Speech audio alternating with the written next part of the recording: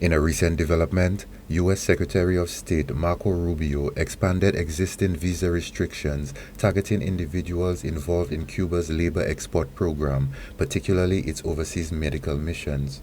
That recent announcement by Secretary of State Marco Rubio ties in with Mr. Rubio himself. He's a strong opponent of Castro and the government in Cuba.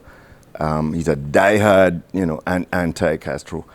And as you know, they've had this boycott or whatever of Cuba for a long time. And Trump, and not just Trump, a lot of his supporters determined that they would bring Cuba to heel. So this is just another example of how they're going to get at Cuba, because Cuba earns hard currency on their medical personnel that go abroad. And what they want to do is cut off as much as possible any kind of hard currency earnings that Cuba gets. And this is an example of doing that. This policy affects Cuban government officials as well as foreign officials associated with the program and even their immediate family members. Economist and current affairs analyst Richard Peterkin says that this may very well be another attempt by the U.S. to stifle Cuba's earning capacity. It's not really, in a sense, aimed at our governments because we are using these medical personnel. They're not against us. They're just trying to prevent Cuba from getting any money out of it, and they use this excuse, as if it's some kind of I can't remember the word they use, abuse of people or using people against their will, and that is certainly, from what we know here in St. Lucia, that's not the case. These Cuban folks come over here, and during COVID, for example, we were, if we didn't have them, I don't know what, in essence, we would have really been hard pressed. Peterkin added that the U.S. restrictions are likely not intended to target the countries receiving Cuban medical support, but rather an effort to impose further limitations on Cuba, which has long had strained relations with the U.S. He also highlighted how St. Lucia has benefited from Cuban medical assistance over the years, especially during the COVID-19 pandemic. Like everything, there's always two sides, and you need to understand that there are other things involved.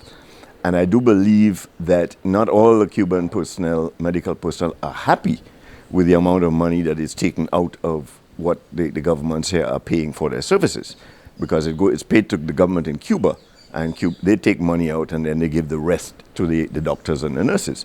And some of them are not happy. They feel maybe too much is taken out. Cuba manages the salaries of its medical personnel working abroad by acting as an intermediary between the professionals and the host countries. Peterkin further explained that the Cuban medical staff might not be satisfied with this payment structure.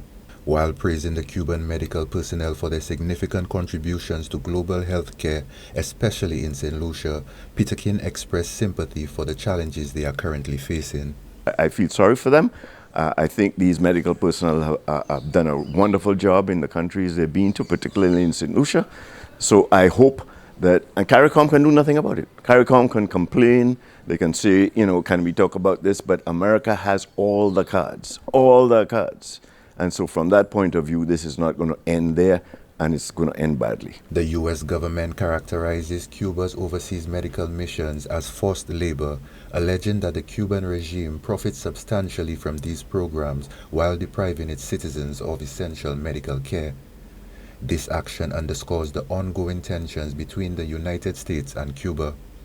For Choice News Now, I am Dyrod Lionel.